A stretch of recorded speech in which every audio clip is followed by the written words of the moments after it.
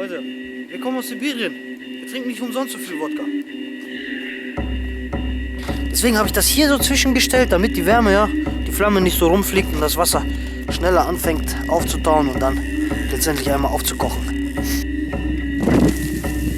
Uiuiui, das ist gefährlich.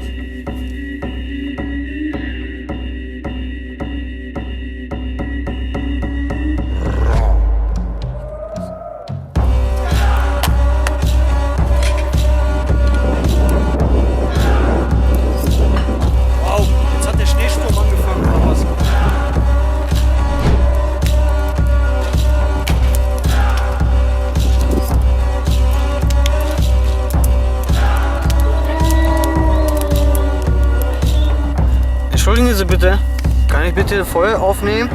Hallo? Bam, Disco. Disco, Diskotheka, Disco, Diskotheka.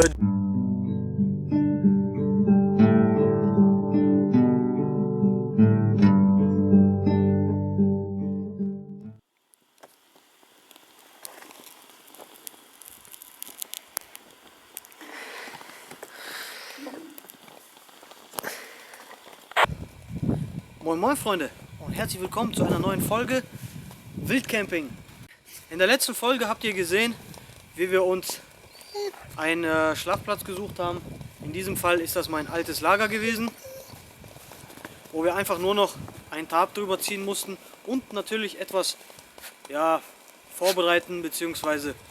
gemütlich machen für die Nacht. Es hat jetzt mittlerweile schon angefangen wieder etwas zu schneien. Es ist sehr, sehr neblig hier.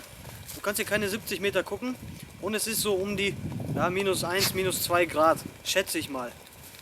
Weil in der Stadt haben wir 0 Grad und hier ist es 1 bis 2 Grad kälter. In der letzten Folge haben wir damit aufgehört, dass wir uns angefangen haben, Wasser warm zu machen. Ich würde sagen, wir fangen jetzt damit an, uns warm zu machen. Und zwar mit einem leckeren Bierchen. Der eine oder andere wird jetzt vielleicht sagen, Mensch, bei dem Wetter, du leidest Gefahr, unterkühlt zu werden. Leute, wir kommen aus Sibirien. Wir trinken nicht umsonst so viel Wodka. Das war natürlich ein kleiner Scherz am Rande, aber... Freunde, da oben war es ein bisschen zu kalt. Zu windig meine ich, für den Gaskocher hier. Deswegen habe ich das hier so zwischengestellt, damit die Wärme, die Flamme nicht so rumfliegt und das Wasser schneller anfängt aufzutauen und dann letztendlich einmal aufzukochen. Schnee, lecker, lecker, lecker. Django spielt ein bisschen mit irgendwelchen Steinen.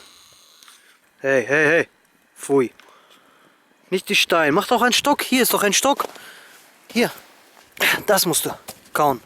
Später gibt es richtig lecker Essen, Django. Ich weiß zwar nicht, ob das hier sich mit lohnt. Ich habe ein bisschen zu wenig Benzin mitgenommen, Leute. Ne? Das Gemisch hier, das reicht gerade mal für 10 Minuten oder was. Da kann ich mir Würstchen braten, ein Spiegelei und dann war es das auch. Deswegen denke ich mal, wenn wir hier später das Feuer anhaben, dann stellen wir hier das Gitter, stellen wir dann hier so auf so 2, 3 Bretter so. Papapam. Ja, Django. Ja, ja. Guckt euch die Zähne an hier. Guckt euch die Zähne an hier. Schnipp, schnapp, das ist der Finger ab. Ich bin jetzt hier auch schon nass. Also die Hose ist nass. Müssen wir später schön vom Feuer machen. Aber das sind meine wenigsten Sorgen. Weil später, wenn ich Feuer mache, dann wird es schön warm. Außerdem kann ich dann meine Füße trocknen am Feuer, ein bisschen aufwärmen. Ich liege ja mit dem Kopf da drinnen, da hinten. Und dann gucken meine Füße sozusagen hier raus. Und hier ist dann das Feuer und das wird schon warm. Ja, und übrigens, hier war vorhin noch ein großes Loch, wo es dann auch noch ein bisschen reingeschneit hat. Ich habe mir dann noch ein paar Fichtenzweige geholt und das komplett abgedichtet. Also jetzt kommt sehr, sehr wenig Wind nur noch durch. Und wenn es schneien sollte, dann fällt das alles, dann bleibt das hier alles hängen, so wie bei diesen kleinen Fichten auch.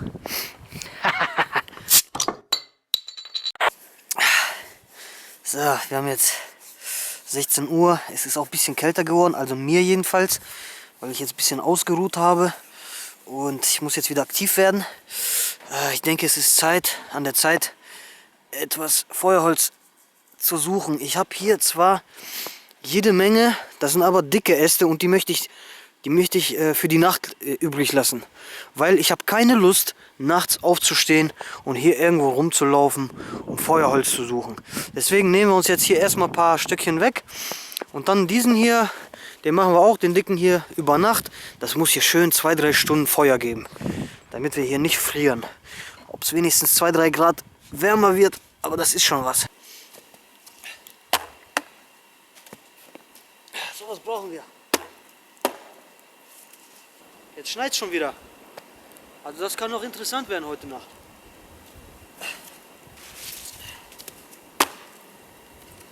Aber Holz haben wir genug. Das ist das kleinste Problem. So.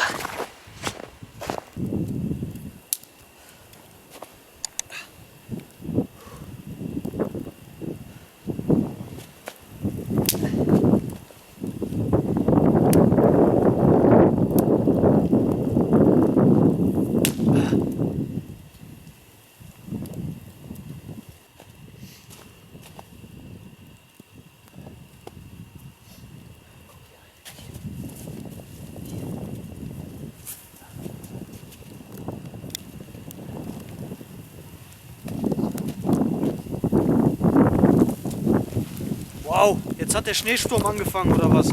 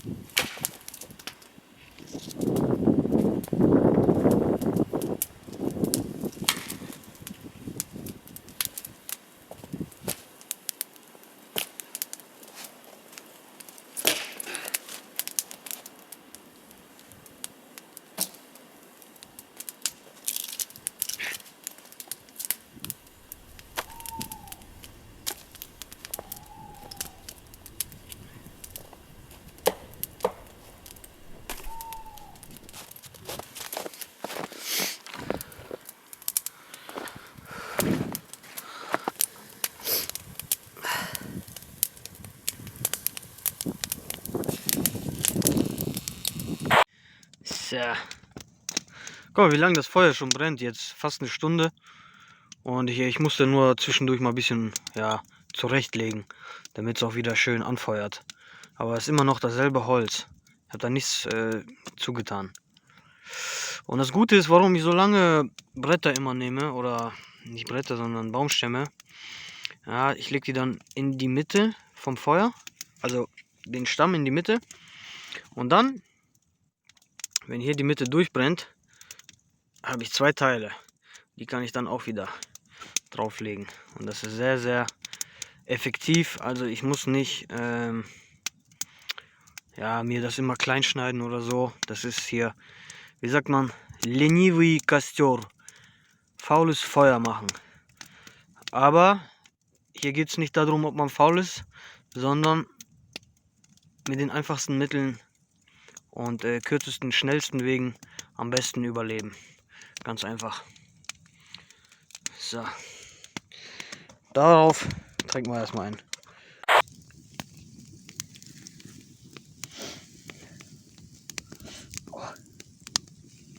Oh.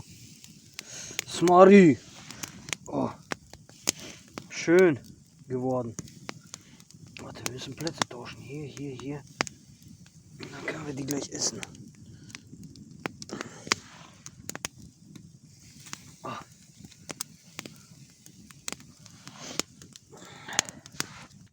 Die Steaks sind auch schon fertig. Die habe ich da jetzt. Oh, sieht man das? Nee. Warte mal, ich habe noch eine Taschenlampe mit. So. Da sind die Steaks. Die sind schon fertig. Die werden dort nur warm gehalten. Ja. Guck mal, wie nebelig. Wir können keine 50 Meter gucken. Das ist unglaublich. Guck mal. Jetzt habe ich hier Strahl gemacht. Du kannst keine 50 Meter gucken. Da vorne sind eigentlich Fichten und so alles. Siehst du nicht? Das geht nicht, Alter. Das geht nicht. Guck mal hier in den Nebel rein, Alter. Ja, so mache ich mir dann jetzt noch ein bisschen die Füße trocken. Dieser Baumstamm ist schon trocken, komplett. Den hatte ich vorher hier oben zum Trocknen draufgelegt.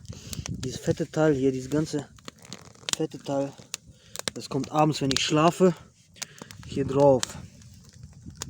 Und dieser Baumstamm auch, der geht in die Hälfte. Und dann auch nochmal die beiden Seiten. Und dann hiervon auch noch ein paar Stück. Vielleicht hiervon auch. Und dann wird das so ein schönes, fettes Feuer heute. Ja, mein Fuß fängt an zu trocknen direkt. Hier entweicht Wasser.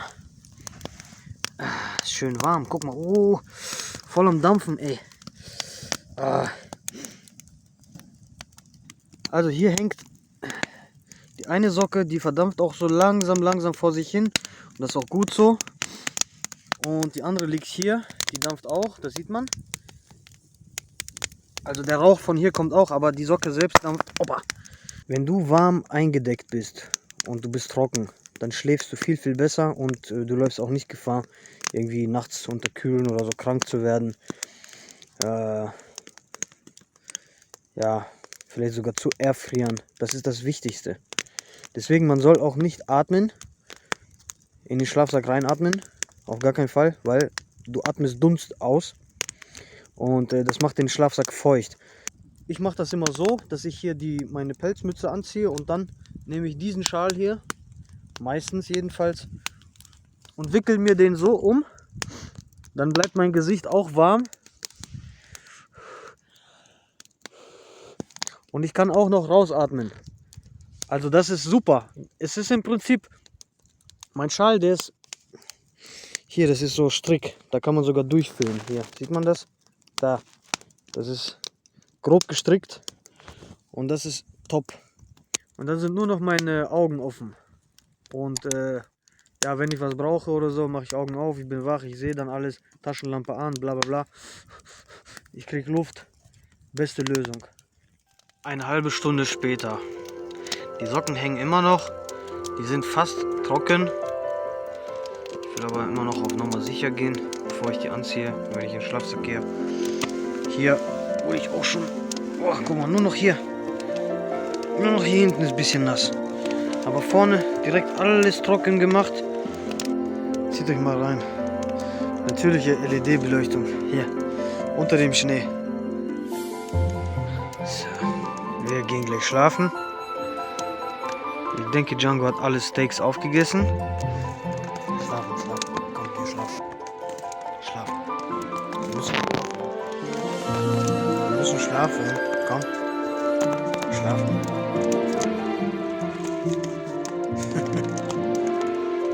Django, schlafen.